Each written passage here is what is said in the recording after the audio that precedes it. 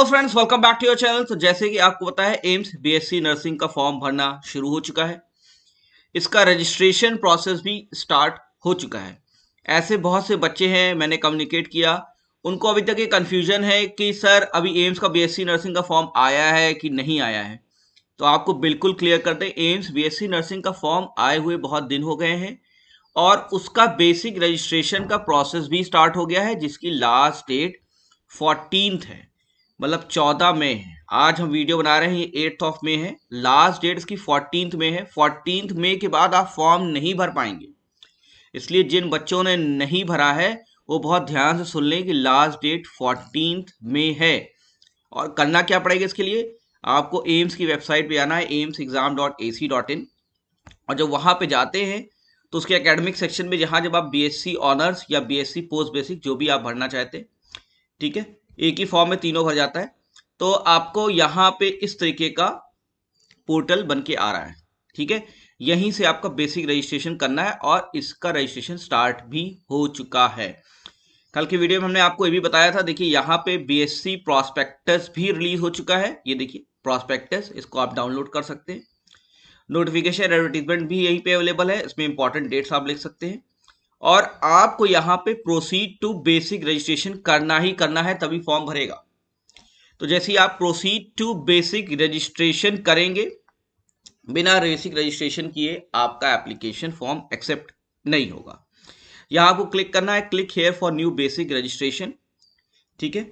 जब आप इस पेज पे आएंगे, देखिए यहाँ पे 3 पोर्शन रहेंगे। यहाँ आपको बेसिक डिटेल्स डालनी होगी, फिर इमेजेस अपलोड करनी होगी और फिर प्रिंट करना होगा बेसिक रजिस्ट्रेशन फॉर्म। अभी पेमेंट नहीं करना है, बात अच्छे सुनिएगा। एप्लीकेशन फॉर्म भरने के पहले आपके पास एक वैलिड ईमेल आईडी मोबाइल होना चाहिए। क्यों? क्योंकि इसी के ऊपर बाकी सारी इन्फॉर्मेशन आती रहेंगी, ओटीपी आएगी, इन्फॉर्मेशन आएगी। तो ऐसी ईमेल आईडी जो आप परमानेंटली यूज करते हो और ऐसा मोबाइल नंबर जो आपके पास रहे कम से कम 1 साल तक, ऐसा ईमेल आईडी और मोबाइल नंबर आप डालिएगा। पर्सनल डिटेल्स आपके पास पूरी होनी चाहिए, फोटो आईडी होनी चाहिए, ठीक है। और ये वो आईडी होनी चाहिए जो आप डे ऑफ एग्जामिनेशन प्रोड्यूस करेंगे। अब उसका मतलब क्या है, बहुत ध्यान सुनिएगा। ऐसी आईडी ही अपलोड कीजिएगा जो कि आप एग्जामिनेशन सेंटर पे वो आईडी लेके जा सकें। तो जो लिस्ट ऑफ आईडीज मांगी गई हैं, जैसे आधार कार्ड है, तो आपके पास आधार कार्ड होना चाहिए और उसकी हार्ड कॉपी आपको एग्जामिनेशन सेंटर पे ले जाना भी पड़ेगा, ठीक है। फिर अपलोड करेंगे इमेज, तो आप पहले से colour photo size photograph white background के साथ आपके पास होनी चाहिए। सिग्नेचर की इमेज होनी चाहिए और लेफ्ट थंब इंप्रेशन की इमेज होनी चाहिए। इतनी मिनिमम चीजें होनी चाहिए, तब आप स्टार्ट कीजिएगा, आराम से हो जाएगा फिर। और अगर एप्लीकेबल हो तो ये मार्कशीट, कैटेगरी सर्टिफिकेट और फिजिकली डिसेबिलिटी सर्टिफिकेट भी आपके पास होना चाहिए। बहुत ईजी है। बेसिक रजिस्ट्रेशन के लिए आपको यहाँ पे प्रोसीड बटन क्लिक करना होगा। यहाँ पे इन्होंने प्रोसेस ही बताया है। तो इन्होंने बताया है कि आप चाहे BSc paramedical, PSC post basic, किसी के लिए भी अप्लाई कर रहे हैं, फाइनल रजिस्ट्रेशन में डिसाइड होगा और बेसिक रजिस्ट्रेशन तीनों कोर्स में एक साथ एप्लीकेबल है, ठीक है। तो उसका सेपरेट कोई रजिस्ट्रेशन अभी एज सच नहीं होगा। यहाँ आप प्रोसीड बटन फिर से क्लिक करेंगे, देखिए मैं आपको दिखा दे रहा हूँ, ठीक है। यहाँ पे आप देखिए, यहाँ पे पहले आपको नेशनलिटी भरनी है जो आपकी इंडियन रहेगी, ठीक है। फिर आपको अपना फुल नेम भरना है। इस पर बहुत ध्यान सुनिएगा। Enter full name as recorded in secondary school leaving certificate और इक्वलेंट। तो आपके हाई स्कूल और इंटर में जो नाम रहता है वही आपको कायदे से भरना है। मिस्टर मिसेस नहीं लिखिएगा, ठीक है। और जो नाम लिखा है वही लिखिएगा, चाहे वो फुल फॉर्म में लिखा हो चाहे हाफ फॉर्म में लिखा हो। फिर से आपको यहाँ नाम डालना है, ठीक है। फादर और मदर नेम डालना है। यहाँ पे गार्जियन नेम भी डाल सकते हैं, लेकिन इसमें देखिए ध्यान से लिखा हुआ है, do not add salutation. Salutation मतलब मिस्टर और मिसेस आप अपने फादर मदर में मत लगाइएगा कि मिसेस निशा देवी लिख दिया, ठीक है, तो मिस्टर अंशु सक्सेना लिख दिया, तो ऐसे आपको नहीं लिखना है। तो fill in your date of birth as recorded in, फिर वही बात, डेट ऑफ बर्थ भी आप वही डालिएगा जो आपकी हाई स्कूल इंटर सर्टिफिकेट में हो। अगर आपके आधार कार्ड या वोटर आईडी कार्ड या पैन कार्ड में दूसरा है, उससे कोई मतलब नहीं है। आपके हाई स्कूल और इंटर में जो डेट ऑफ बर्थ लिखी हुई है वही डालिएगा, ठीक है। जेंडर मेल फीमेल पता ही है आपको, ठीक है। स्टेट ऑफ डोमिसाइल, डोमिसाइल का आपको पता होना चाहिए, ठीक है। तो आपका जो डोमिसाइल है वो आपका यहाँ पे लगेगा। अगर आप किसी भी स्टेट के हैं, तमिलनाडु के, उत्तर प्रदेश के हैं, बिहार के हैं, उत्तराखंड के हैं, दिल्ली के हैं, आपको भरना होगा। कैटेगरी, कैटेगरी में SC ST OBC, non creamy layer, general और EWS, यही कैटेगरी है। इसमें जो ओबीसी क्रीमी लेयर होती है एम्स एग्जामिनेशन वो जनरल की तरह ट्रीट किए जाते हैं। तो आप एससी हैं, एसटी हैं या ईडब्ल्यूएस कैटेगरी में आते हैं। ओबीसी में एनसीएल लेयर में आते हैं अगर आप, नॉन क्रीमी लेयर में, तब आपका रिजर्वेशन है, वरना क्रीमी लेयर के लिए कोई रिजर्वेशन यहाँ पे नहीं है। जनरल कैंडिडेट की तरह आप ट्रीट किए जाएंगे। फिर से आपको कंफर्मेशन की बात कह रहा है, कंफर्म किए, इससे फायदा रहता है कि आप अगर गलत भर दिए हो तो 2 बार में आप गलती नहीं करेंगे। अगर आप फिजिकल डिसेबिलिटी में आते हैं, येस और नो करना है। फिर आपको यहाँ पे आईडी प्रूफ लगाना होगा, जिसमें देखिए मैं आपको बात खुल साफ बता दूं क्या क्या आईडी प्रूफ लग रहे हैं। यहाँ पे लग रहे हैं Aadhaar card, driving licence, PAN card, passport, voter ID card, 12th board admit card, ये 5 चीजें लग रही हैं। और इसकी हार्ड कॉपी आपको एग्जामिनेशन सेंटर में भी लेके जाना पड़ेगा। उसका आईडी नंबर यहाँ पे डालना पड़ेगा। आपको प्लेस ऑफ इशू भी डालना पड़ेगा, इशू डेट और वैलिड टिल कब तक है ये आपको डालना पड़ेगा। ठीक है, आईडी प्रूफ के बारे में। फिर आपको ईमेल आईडी बहुत इंपॉर्टेंट है, सही डालिएगा, कंफर्म भी करना है। मोबाइल नंबर भी आपको बिल्कुल सही डालना है। ऑल्टरनेट नंबर आप डाल सकते हैं, जरूरी नहीं है, डाल दीजिए तो कोई बात नहीं, अच्छी बात रहेगी।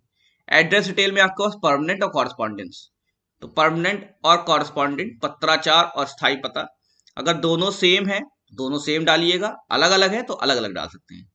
परमानेंट वो है जो कि ऐसे आपके आधार कार्ड पे पड़ा हुआ है। कॉरस्पॉन्डेंस वो है जहां आप रहते नहीं हैं, मान लीजिए कहीं रेंट पे रहते हैं या कहीं बाहर कोचिंग कर रहे हैं, वहां आप चाहते हैं एडमिट कार्ड है तो वो डाल सकते हैं। बेस्ट तरीका यही होता है कि आप जहां आपका मकान है, अगर आप एसेसिबल है तो आप परमानेंट और कॉरस्पॉन्डेंस एड्रेस सेम रखिए, इससे आपको आराम रहता है क्योंकि घर पे ही आपका सब कुछ डिटेल आती है।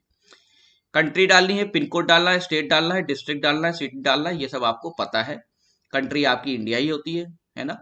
और पिन कोड आपको पता है अपने डिस्ट्रिक्ट का क्या होगा, स्टेट आपको डालना है, डिस्ट्रिक्ट डालनी है और आपको सिटी डालनी है। इस तरीके से आप एड्रेस पूरा फिल करिएगा।